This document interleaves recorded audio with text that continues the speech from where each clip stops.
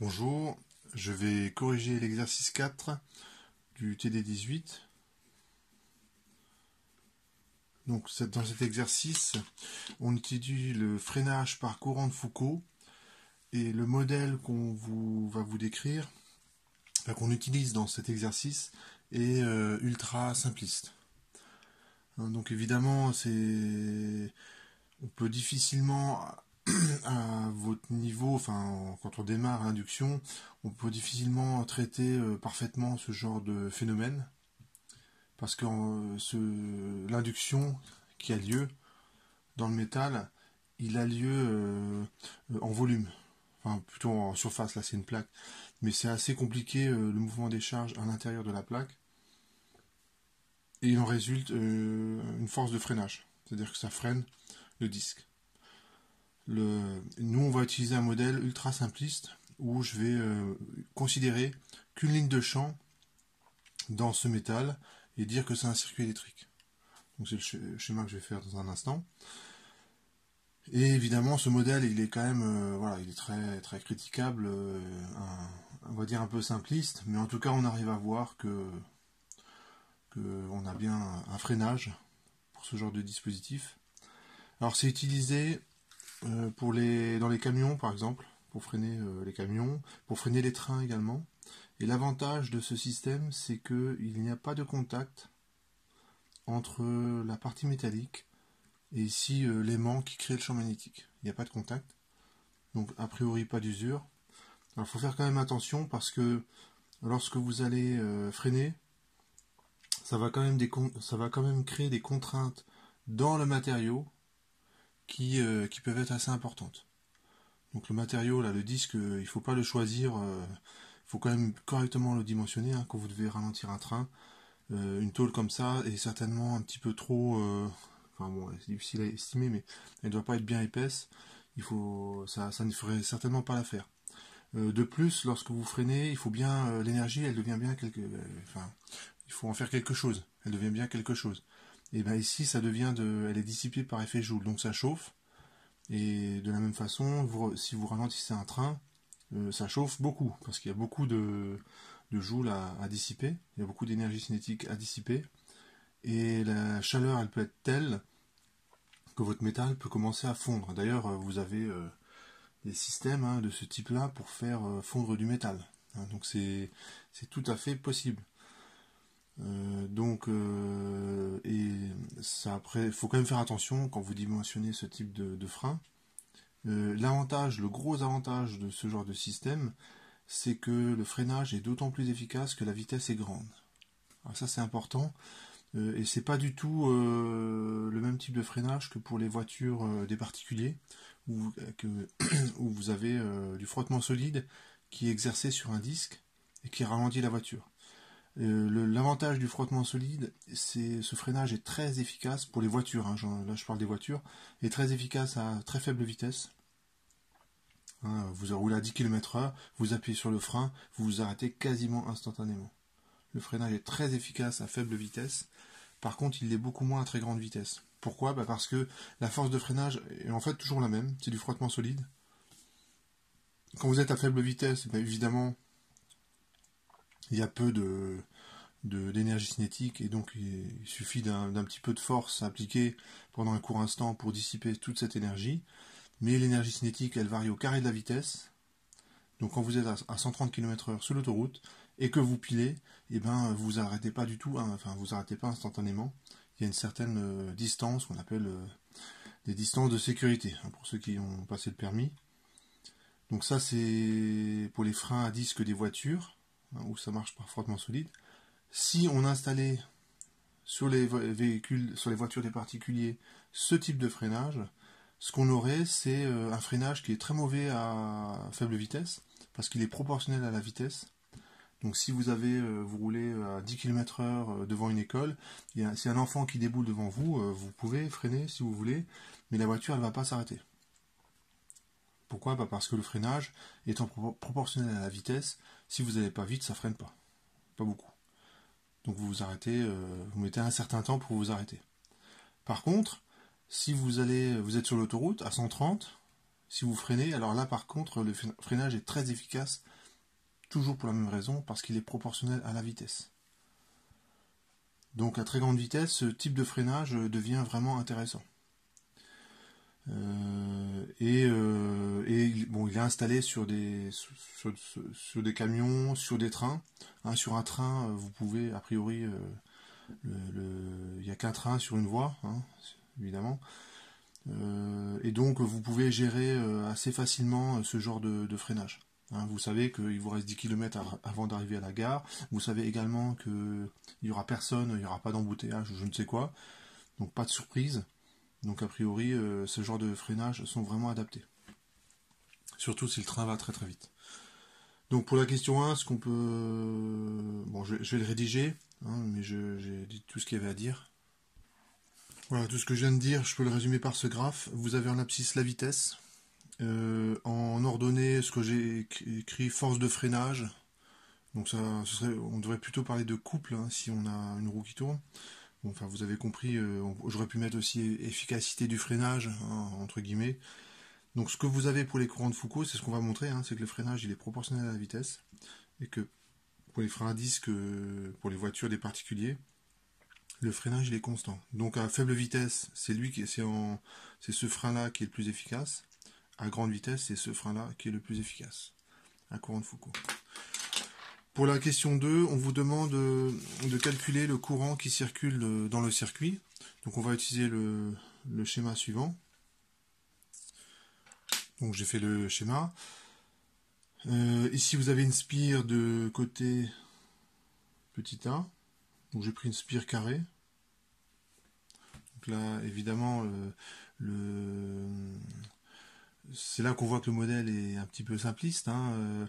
Je suppose que les courants dans mon disque métallique, ils sont comme ça, alors qu'ils ne sont certainement pas comme ça, c'est plutôt arrondi. Pour tenir compte du fait qu'il y a un gradient de champ magnétique au niveau de la plaque, là aussi je prends un modèle ultra simple, je considère qu'il y a une zone où il y a un champ magnétique, et puis la zone d'à côté, il n'y en a pas. Donc en vrai, on aurait plutôt un système comme ça. Vous avez le disque qui tourne autour du centre. La zone de champ magnétique fort, elle serait plutôt par là, disons. Si vous mettez les mains à proximité. Donc, zone de champ magnétique fort. Et les courants qui circulent, ils seraient plutôt... ça ferait des boucles comme ça, quoi.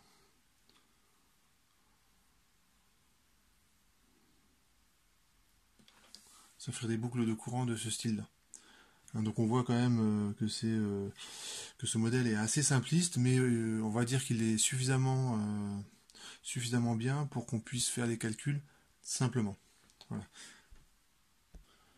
Voilà, donc j'ai complété un petit peu le schéma. Donc ça c'est on va dire le système réel. Et ça c'est la modélisation.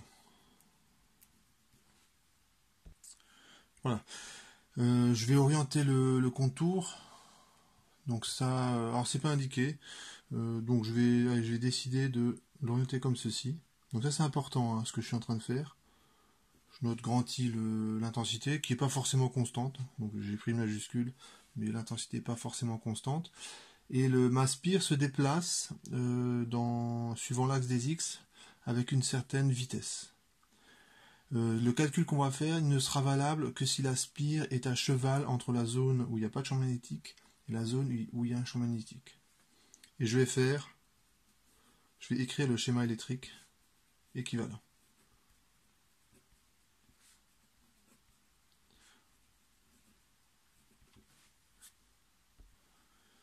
Donc,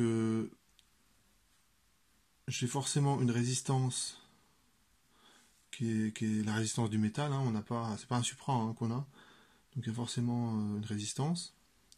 Je boucle le circuit et je vais rajouter. Donc l'intensité, je vais la mettre comme ceci. Hein, donc il faut bien comprendre que ça c'est un schéma électrique équivalent. Alors c'est vrai que ça ressemble beaucoup, hein, mais à part le fait que ça ressemble à un carré, ça c'est un circuit électrique, alors que ça on va dire c'est le système réel, ce serait un cadre carré dans lequel circule un courant d'intensité I. Et bien sûr, vous avez la force électromotrice qui vaut moins d2φ sur d2t. Donc dans cet exercice-là, je vais négliger l'auto-induction, hein, le fait que lorsqu'un courant est créé, ce courant crée son propre champ magnétique, crée sa propre induction. Donc là, je vais négliger cet effet-là. Donc du coup, j'en parle pas trop. Et je ne négligerai pas cet effet dans d'autres exercices. Pour faire simple, si je voulais en tenir compte, il faudrait que je rajoute une bobine dans ce circuit. Pour faire simple. Pour tenir compte du fait que cette spire va créer son propre champ magnétique, donc sa propre induction, on parle d'auto-induction, il faudrait que je rajoute une bobine dans le circuit. Mais si je fais ça, l'exercice c'est plus le même. C'est plus le même, il serait beaucoup plus compliqué. Donc par souci de simplicité, je vais négliger l'auto-induction. Voilà, le temps de noter cette petite remarque. Hein. Donc je néglige l'auto-induction. Et on le fait pas, hein, parce que sinon ça complique vraiment l'exercice. Donc je reviens à cette situation simple.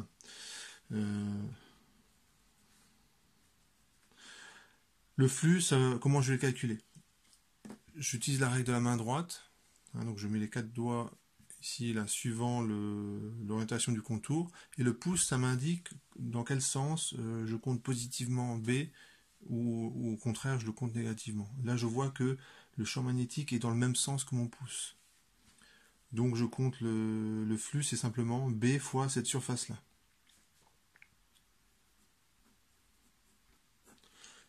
Et le flux, ça vaut quoi? Ça vaut ici B, ici un plus, hein, puisque B est dans le même sens que le pouce, fois A, cette longueur-là, fois cette longueur-là, qui vaut quoi? Ça vaut X, c'est la distance, c'est l'abscisse du point C, plus A sur 2. Tout simplement. Donc je remplace.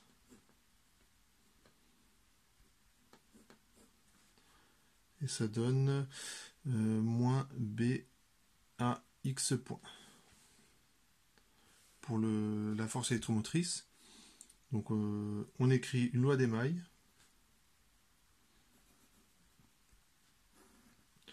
Donc si I est comme ça, RI est comme ça. Donc ça fait E moins RI égale à 0. Donc l'intensité c'est E sur R. Donc c'est moins B à X points sur R. Et normalement ça répond à la question. On voit que l'intensité est proportionnelle à la vitesse. Et avec un signe moins. Donc j'ai répondu à la question 2. Question 3.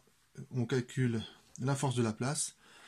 Et on va constater qu'il y a effectivement un freinage qui est proportionnel à la vitesse. On peut s'en douter, hein, parce que l'intensité est proportionnelle à la vitesse. Alors si vous regardez la spire carrée, donc là je le fais rapidement, la spire elle est, je l'ai représentée rapidement. Je suppose dans ce schéma que I est positif. Voilà, I est positif sur ce schéma. C'est pour fixer les idées, mais là, ça ne va rien changer à la généralité de ce que je vais dire.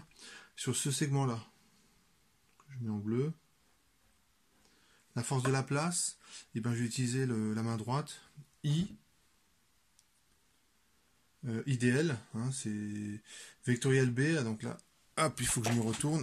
Bon, alors, je suis désolé, je suis pas assez souple en fait. I, c'est suivant le pouce, B, c'est suivant l'index, et le majeur, bon, vous faites chez vous, hein, vous allez vous rendre compte que la force de la place, elle est comme ceci.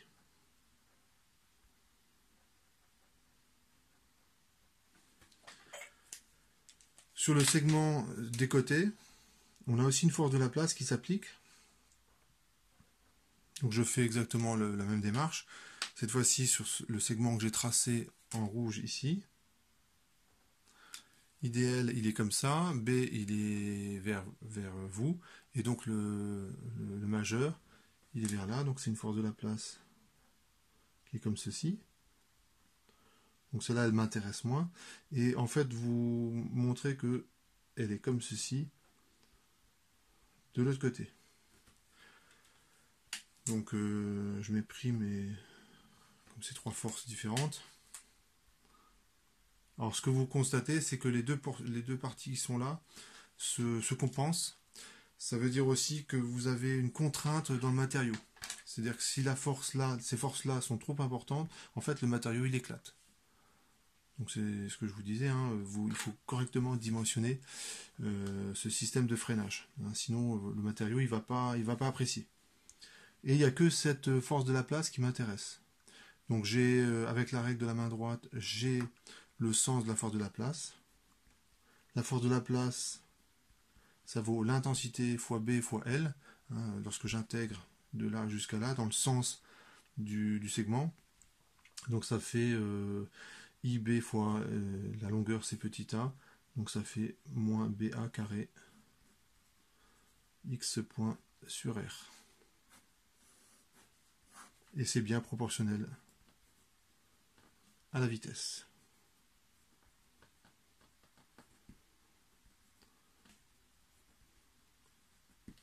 Comme annoncé au départ. Donc voilà pour cet exercice.